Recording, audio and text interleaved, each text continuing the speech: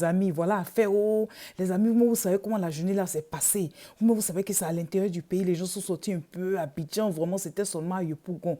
Voilà. Ah, j'ai parlé à certaines personnes, les gens disent que vraiment, eux, en tout cas, ils ne sont pas sortis parce qu'eux, ils ont peur. Il y a d'autres qui disent aussi, ils ne sont pas sortis parce qu'ils ont vu ce qui s'est passé la dernière fois. Ils n'ont pas envie que les différents politiciens là jouent avec eux, tout ça, qui sont fatigués. En tout cas, il y a différents commentaires, les gens ont différentes raisons. Il y a d'autres qui disent que il faut qu'il y ait une meilleure organisation. En tout cas, il y a plein de choses, plein de choses. On ne va pas rester dessus les détails. Mais pour l'heure, les amis, il y a Amnesty International qui a sorti un communiqué ça fait plusieurs heures. Mais là, en plus du communiqué, là, maintenant, TV5 Monde même a parlé de ça aussi. Donc, on va écouter TV5 Monde et puis on se prend tout à l'heure. Bonsoir Christelle, que dit ce rapport? Bonsoir. Alors Amnesty revient sur l'horreur, je cite, des violences qui ont émaillé ce scrutin. Selon le Conseil national des droits de l'homme, qui a recensé 55 morts entre le 31 octobre et le 10 novembre et près de 300 blessés. Alors outre les attaques à la machette, Amnesty dénonce l'utilisation d'armes à feu, notamment de fusils et de pistolets lors d'affrontements entre sympathisants de l'opposition et sympathisants du parti au pouvoir. Parfois, les forces de défense et de sécurité ont été débordées par les événements et donc l'ONG Amnesty International appelle les autorités ivoiriennes à traduire les responsables de ces affrontements en justice et à ouvrir des enquêtes afin qu'il n'y ait pas d'impunité. Le gouvernement affirme de son côté avoir interpellé plus de 200 personnes depuis le début des violences mi-août. Et puis l'ONG Amnesty International s'inquiète également, je cite, de la répression croissante qui vise les leaders de l'opposition, notamment l'arrestation de dizaines de membres de l'opposition suite à l'annonce de la création d'un Conseil national de transition. Et parmi eux, il y a Pascal Afine-Guessant, le candidat du FPI à l'élection présidentielle, dont ni sa famille ni ses avocats ne savent aujourd'hui où il se trouve exactement. À noter tout de même que depuis la rencontre entre le président réélu Alassane Ouattara et Henri Konan Bédié, le chef de file de la vaste coalition de l'opposition, les forces de l'ordre ont levé progressivement le blocus autour de plusieurs des résidences de leaders de l'opposition. Donc, les amis, voilà ça en gros, c'est-à-dire que ce que nous dénonçons là, Amnesty International a vraiment dénoncé. Donc, on verra ce qui va se passer dans les jours à venir, les amis, parce que c'est clair, hein. C'est-à-dire, on n'est pas en train de raconter des bobards. Vous voyez, voilà, Amnesty International a mené ses investigations, ils sont arrivés aux mêmes conclusions. Donc, on espère que vraiment les dirigeants de l'opposition vont être relâchés et que vraiment on puisse commencer à parler de gouvernement de transition en tant que tel. Voilà, parce que quand nous voulons parler de paix, on ne peut pas parler de paix et puis tout le monde est en prison. Ça, c'est pas possible. Et puis aussi, on n'a qu'à se dire la vérité, il n'y a pas eu élection. Donc, il faut que vraiment nos dirigeants là s'asseyent et discutent et voient comment reprendre ces élections-là. Et puis, on va avancer. Voilà. Et comme tout le monde est opposé, plus de 80% des Ivoiriens sont opposés à la candidature de l'ex-président Alassane Ouattara, eh bien, ce serait bien qu'il puisse trouver un remplaçant. Vous voyez, l'idéal serait qu'il trouve un remplaçant, qu'on puisse reprendre les élections calmement. Et puis maintenant, la réforme de la CEI, tout ça, parce qu'on ne peut pas avoir une CEI où c'est seulement les membres du RHDP qui font partie de cette CEI. Vous comprenez? Donc, vraiment, j'espère que nos leaders politiques là vont pouvoir comprendre que l'heure est grave et que c'est urgent vraiment de faire un effort, de faire des sacrifices pour que le peuple puisse en bénéficier. Parce que vraiment, en ce moment-là, c'est pas bon. C'est pas bon. Nous avons la France de l'autre côté là-bas. On sait d'abord qui est en train de supporter tout ce qui se passe. Maintenant, on a le peuple qui est au milieu. Le peuple ne sait pas quoi faire parce que le peuple n'a pas de moyens. Vous voyez, le peuple veut pouvoir militer et se battre de façon pacifique. Apparemment, ça ne marche pas. Mais que pouvons-nous faire? C'est tout ce que nous pouvons faire. Dénoncer ce qui ne va pas. Donc, on espère vraiment que les jours à venir, là, il y aura vraiment un changement et qu'il y aura plus de discussions. Donc, on est là, on regarde. C'est dans ça aussi qu'Kémy Seba aussi a fait un post là. Il dit, lui, il a quitté la Côte d'Ivoire. Il dit en ce moment, lui, il a quitté la Côte d'Ivoire. Il a donné ses raisons. Il a dit vraiment, ce qui même a fait même qu'il a quitté là. La première raison même, c'était le fait qu'il ait vu le président Henri Konan Bédié avec l'ex-président Alassane au Golfe. Il dit quand il a vu ça, déjà, lui, ça l'a découragé. Il s'est dit, quoi? Après ce qu'il t'a fait là? tu vas te lever, aller parler avec lui aussi rapidement, même si vous n'avez pas parlé même, afin de briser le mur des glaces, tout ça là même. Il trouvait que le président Bédia avait agi trop rapidement. Vous voyez, non? Donc, il dit que quand il a discuté avec plusieurs groupes, tout ça là, il s'est dit, tiens, affaire de France-Afrique là, on dirait que les gens ne sont pas prêts. C'est-à-dire, il y a une partie des gens vraiment qui est pour la France-Afrique, il y a une autre partie qui n'est pas pour la France-Afrique. Vous voyez, dans ces différentes générations. Ces différentes générations, voilà le problème qui est là. Donc, il s'est dit, ah, en tout cas, pour le moment, il va repartir. Maintenant, quand les gens seront prêts, il va revenir. Parce que lui, son combat là, ça fait des France-Afrique. Donc, il voit que, tu vois, vous voyez, non? C'est-à-dire, il y a deux groupes. Voilà. Il y a des gens, eux, ils veulent avoir juste poste. Et puis, ils vont avancer. Il y a d'autres, ah, eux, ils ne veulent pas avoir poste. Ils sont contre la France-Afrique. Donc, comme je dis là, c'est une affaire des générations. Il y a différentes générations, nouvelles générations, anciennes générations. Tout ça, il y a des gens qui sont habitués à certaines choses. Que voulez-vous? Donc, les amis, ce que nous savons, c'est que nos frères sont tombés. Vous voyez?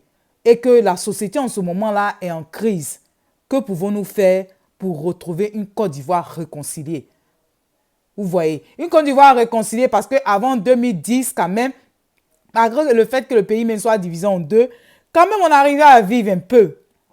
Vous voyez, les fonctionnaires étaient payés à temps, tout ça, on arrivait à vivre un peu. Mais depuis 2010, ça ne va pas. Ça ne va même pas même. Il y a tellement d'exilés. Jusqu'à même actuellement, même là, même en France, ils ont sorti un article la dernière fois là, où il y a des Ivoiriens qui dorment sous les tentes. Ils dorment dehors. Ils disent qu'ils préfèrent même dormir dehors que de retourner en Côte d'Ivoire. Ça, c'est pas la honte, ça. Le nombre de réfugiés en ce moment-là, à l'extérieur, c'est la honte. Plus de 8000 réfugiés ivoiriens en dehors de la Côte d'Ivoire. Pourquoi? C'est pas bon. Que pouvons-nous faire pour avancer? Donc, la balle est dans le camp de tous nos dirigeants politiques là. Et puis aussi, la balle est dans le camp des Ivoiriens. Donc, les amis, réfléchissons ensemble de comment nous pouvons faire avancer notre pays ensemble dans une réconciliation vraie. Vous comprenez? Donc, je vais vous laisser écouter un peu Kémy Séba en quelques minutes et puis ça sera la fin de notre vidéo. Ok, les amis, donc à tout à l'heure. J'ai vu des gens découper des têtes et jouer au foot avec ces têtes sur le sol ivoirien. J'ai assisté, parce que je peux le dire maintenant, j'ai été à Bonoua, j'ai été à Abidjan, j'ai été à Ganoa, j'ai été à différents endroits. J'ai vu de mes propres yeux, avec mes frères et mes sœurs, lorsque je rentrais, les barrages, je les ai vécus en direct. Des affrontements entre des gens qui, si vous êtes à l'extérieur du continent africain, vous vous direz, ce sont des Noirs qui se battent entre eux. Ça ne peut plus durer. Je vous adresse cette allocution ce soir, en dehors de Côte d'Ivoire, pays que j'ai quitté au soir de la rencontre entre deux briscards de la politique ivoirienne, Alassane Dramane Ouattara et Henri Konan Bédié. Je m'adresse à la classe politique ivoirienne et de manière générale à la classe politique africaine dans la zone dite de manière impropre francophone. Tant que vous ne remettrez pas en question la France-Afrique, tous vos débats seront puérils, stériles, inopérants et coûteront la vie de vos populations. Et il arrivera un moment, si vous ne prenez pas les responsabilités qui vous incombent, de vous retourner contre l'oppresseur principal. Il arrivera un moment où, avant de s'occuper de l'oppresseur principal, la population finira par s'occuper de vous. Parce que quand des gens sont à la tête de nos États pour protéger nos pays, pour protéger leur population, et qui se servent de ces postes pour s'enrichir au détriment de leur peuple, qui par la suite risquent leur vie pour aller en Libye, les premiers coupables de la situation que vivent leur peuple, ce sont ces chefs d'État que vous êtes. Ce sont ces politiciens que vous êtes. La jeunesse africaine regorge d'amour. La jeunesse africaine regorge de patriotisme. La jeunesse africaine voit toutes les autres populations du monde avancer, se développer. Certains se disent, oui, la souveraineté n'est pas le problème, on veut le développement. Mais ces abrutis ne savent pas qu'il ne peut pas y avoir de développement sans souveraineté. Et nos chefs d'État ne veulent pas de la souveraineté, parce qu'ils ont des bakchiches en bradant nos ressources aux étrangers. Et quand je dis étrangers, je parle de l'oligarchie occidentale et non pas d'autres Africains que certains politiciens passent leur temps à stigmatiser. J'ai fait ma part. Je suis venu et je suis parti dans des frontières de Côte d'Ivoire encore moins solides que la plus faible de toutes les passoires. Je suis rentré Je suis sorti et je reviendrai le moment venu quand nécessaire, quand les gens du côté de l'opposition ou du côté de la sphère politique, de manière générale, seront prêts à s'attaquer aux véritables ennemis. Il n'est jamais trop tard pour se réveiller. 2 anciens ennemis devenus amis, puis redevenus ennemis, avant de redevenir récemment amis, entre guillemets, dans un feuilleton, dans une logique digne des feux de l'amour, amis après avoir constaté, avec visiblement une grande légèreté, le nombre de morts qui ont été sacrifiés pour les caprices de politiciens qui ne recherchent qu'une seule chose, le pouvoir. Dire cela ne signifie pas que je m'oppose de manière systématique au dialogue entre ennemis. Car bien souvent, pour permettre la voie de l'élévation pour la population, il est nécessaire que des camps adverses puissent s'asseoir à une table et discuter, plutôt que de se faire la guerre. Ce que je regrette amèrement, c'est que ces personnes présentées comme des sages, comme des guides, comme des aînés, aient dû attendre la mort de centaines d'innocents. On nous parle de 85 officiellement, mais on connaît la notion d'officiel en Afrique et d'officieux. La mort de centaines d'innocents, instrumentalisés, manipulés de part et d'autre, pour qu'ils décident de se réunir autour de macarons, de refaire la pluie et le beau temps à la face du monde. Je suis parti aussi parce que tout le monde le sait, j'étais venu pour changer une recette, pour contribuer au changement d'une recette. À la recette d'un gâteau qui se nomme France-Afrique. Un gâteau qui, depuis un certain nombre de temps, intoxique beaucoup trop de gens sur le continent africain.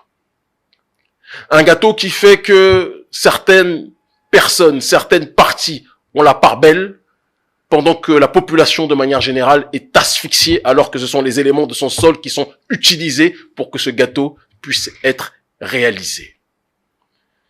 De France-Afrique, je voulais arriver à Afrique-Afrique.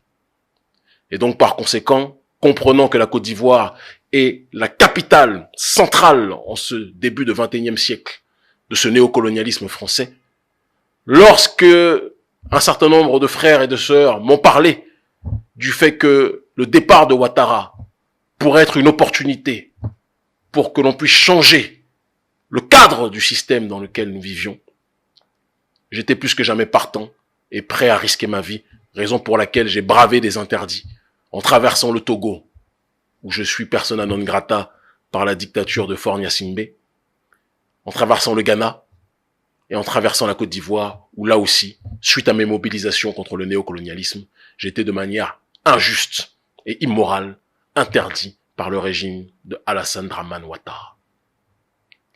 Mais lorsque je suis venu, il y a 3 semaines de cela maintenant, pour être plus précis, le 24 octobre, j'ai eu l'occasion de discuter avec bon nombre de figures et de responsables, de cadres des partis d'opposition.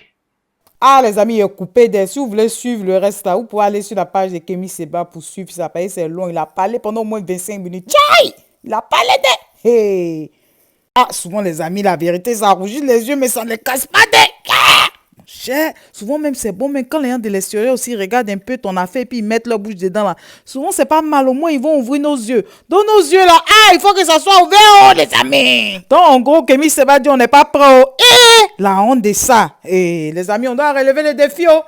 Qu'est-ce que nous pouvons faire pour que notre pays avance? Réfléchissons à ça, oh, parce que l'affaire est sérieuse. Les gens n'ont pas envie de rester en exil toute leur vie. Ce n'est pas normal. Côte d'Ivoire là, c'est notre héritage. C'est pas pays de quelqu'un. Hein? C'est pas pays de quelqu'un. Donc, franchement, les gens ne peuvent pas prendre notre pays et puis maintenant ils font ce qu'ils... Non, trop c'est trop. Hein? Donc, les amis, au risque de me répéter, hein, parce qu'il n'y a pas envie de me répéter là. On n'a qu'à réfléchir, oh. On n'a qu'à réfléchir. Kémy Séba a dit c'est gbé de tchaï.